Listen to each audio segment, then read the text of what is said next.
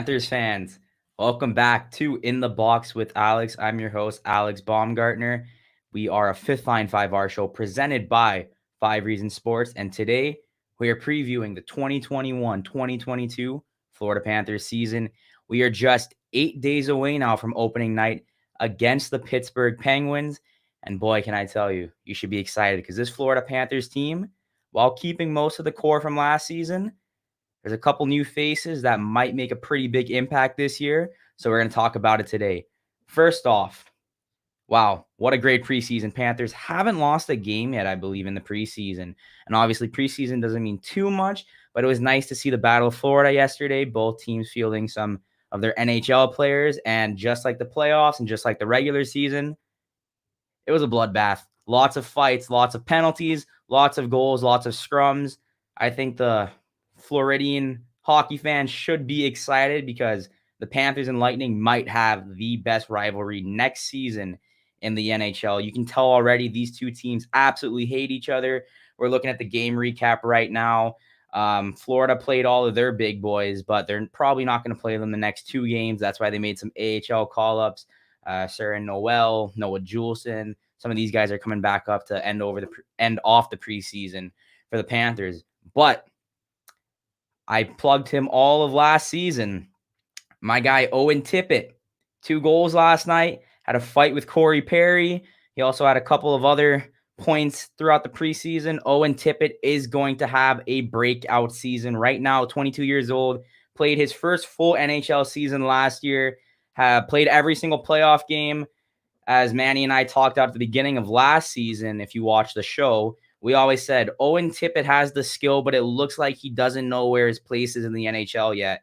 He sat a lot, rode the bench a lot, sat in the press box a lot, and then all of a sudden, he flipped a switch, jumped up in the top 6. Sam Bennett joins the team. It's Tippett, Bennett, Huberdeau. That line isn't getting broken up too often this season, and it seems like when you put Tippett with other very skilled top 6 players, he's going to shine. That's exactly what he's been doing. He did it in the playoffs. He's done it so far in the preseason. Owen Tippett, former first-round pick, has a lot of skill. I'm excited to watch him play because, honestly, putting him on a top 6 wing with one of the best players in the NHL and Jonathan Huberdeau and Sam Bennett, who's probably one of the best utility centers in the league, can score, can hit, can pass. The Panthers have a really deep second line.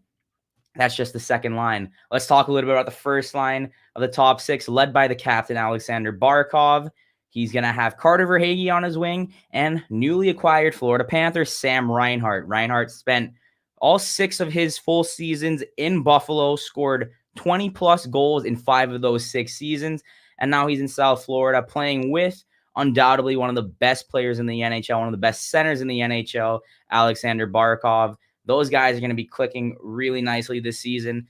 Top 6 looks stacked. But what I'm excited about, the bottom 6. To win a Stanley Cup or to be competitive in the NHL playoffs, you need to have a deep lineup, a deep bottom 6, deep bench players, because Tampa's had it for years. Tampa had guys like Barclay Goodrow and Yanni Gourde. Now, they're not there anymore, but throughout their cup runs, they had deep bottom lines, and they were no match. Other teams were no match for that.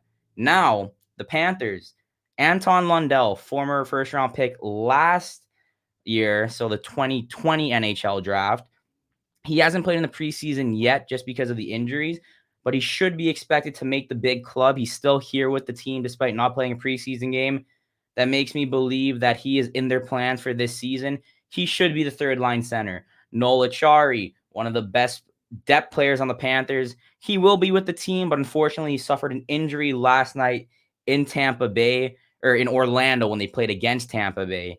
So we don't know how long he's out for, but he will be part of the team as well. But that also opens up a couple different possibilities for the bottom 6 because Lundell still hasn't played yet, and Acciari's going to miss some time. So who do we plug in? Well, Jumbo Joe Thornton. He is an option. Thornton, one of the most not necessarily accomplished in terms of Stanley Cups because he hasn't won one yet, but just in terms of veteran leadership, future Hall of Famer, has been around the league, knows the systems, played in Boston, played in San Jose, played in Toronto last year. Jumbo Joe wants a cup, and he believed that Florida was the right place to go fight for one. So he's not going to play every game this season, but he's going to be a great locker room guy, and you'll be able to slot him in wherever you need, whether that's the bottom six of the center or you move him up to the wing. If he needs to jump in the top six, Joe Thornton could provide some decently valuable minutes. You also have Frank Vetrano. Vetrano has been part of this team for a while, and he seems to always get the job done wherever he's slotted. I think that they're going to try and keep him in the bottom six when they can, and if there's an injury, he moves up. But the Panthers have some center depth. You can also slide Sam Reinhart to center if you need to, but that's just what I'm talking about. The Panthers have so much depth across the forward units, whether you need to slot someone up in the lineup, whether you need to bring someone down. I mean, Anthony Duclair is probably going to be your third-line winger. He was playing first-line wing last season, and he's probably the fastest guy on the team. So when you have a guy like Duclair and Anton Lundell that can play third line, you got a pretty deep forward crew. But let's talk about the defense now. Remember last season when Aaron Ekblad was having a Norris Trophy caliber season? Well, he goes down with injury, and Mackenzie Weegar has to jump back into the lineup as the number one defenseman. I didn't know how he was going to do, but guess what? Mackenzie Weegar was getting Norris Trophy votes. Mackenzie Weegar and Aaron Ekblad, they're both back this season. Ekblad looks really good. Weegar, once again, looks really good. I think Ekblad getting hurt gave Weegar the opportunity to showcase he is truly a top two defenseman, and he was playing top defenseman minutes. Weegar and Ekblad, Team Canada, watch out, because you have that Olympic selection coming up in just a couple months. I wouldn't be surprised if you're taking 8D that Weegar and Ekblad both get a look. But let's care about the Florida Panthers right now. Gustav Forsling, another guy that had a breakout year last season. Pick him up on waivers, play him, slot him right into the lineup, playing top 4 minutes. He gets a 3-year extension. I really like Gustav Forsling, and I think he's once again going to provide really good top 4 minutes for the Florida Panthers. They also brought back Brandon Montour. They still have Radko Gudas, Marcus Nudavara. There's a lot of defensemen that are staying from the team. They didn't really bring anyone back in, but there was also some key departures. Keith Yandel, he played every game in the regular season his entire Florida Panthers career. Still has the Ironman streak. He is no longer with the team, and Anton Strawman is also no longer with the team. Last season, I didn't think either of those two guys really should have been in the lineup, especially in the playoffs, and now they're both gone. So that kind of opens up a window to maybe add a guy like Kevin Connaughton, or we see how Matt Kierstead does. Noah Juleson, he's probably going to start the season in the AHL, but he's going to play a couple more preseason games because he just got called up. The Panthers didn't necessarily make their defense better, but they retained what they needed to retain, and Aaron Ekblad's coming back. Mackenzie Weegar's coming back with more confidence. Gustav Forsling's coming back with more confidence. This is going to be a better defense than last season. But Panthers fans, the question is, who is their starting goalie? Well, it's pretty obvious. To start the season, it's going to be Sergei Bobrovsky and Spencer Knight as the 1 and 2. Now, from reports, it seems like Bob is going to be the day one starter. I also think Bob's going to be the day one starter just because Spencer Knight only played a couple games last season, jumped in the playoffs, played extremely well, but I think they're going to start the season with Bob and see the way it goes. Goaltenders play 50-ish games, 40-50 if you're a starter. I would expect Bob and Knight to go about 45 for the starter, and then from there we go and then see how it happens when we get to the playoffs, because this Panthers team is pretty deep. Bob, now that he doesn't have to really worry about anything else, like the contract and whatever, that's been done with. Just play hockey, and I think this is a good thing for him. Spencer Knight, if he needs to come in and Spencer Knight needs to play 4 games straight, Spencer Knight can do that. Bob can jump right back in. I'm hoping for a bounce back here from Bob because he is still a 2-time Vezina winner. It just hasn't been really good in the 2 years he's been in Florida. I think last season he played a little bit better than he did in year 1.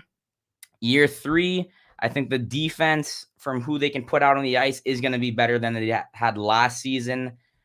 I'm hoping that Bob can not necessarily get back to his Vezina caliber performances, but just get back to a guy that you can rely on to make a big save and win you a game.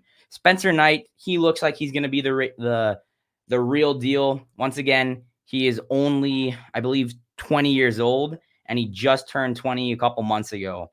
like right when the playoffs started. So that's still a young goalie. And as we saw with guys like Carter Hart in Philadelphia, sometimes you need to be eased in a little bit longer because goaltending is the toughest position in hockey. It's the most important position, and it's a very big mental position. It's a mental game, and you got to be on the top of it every night.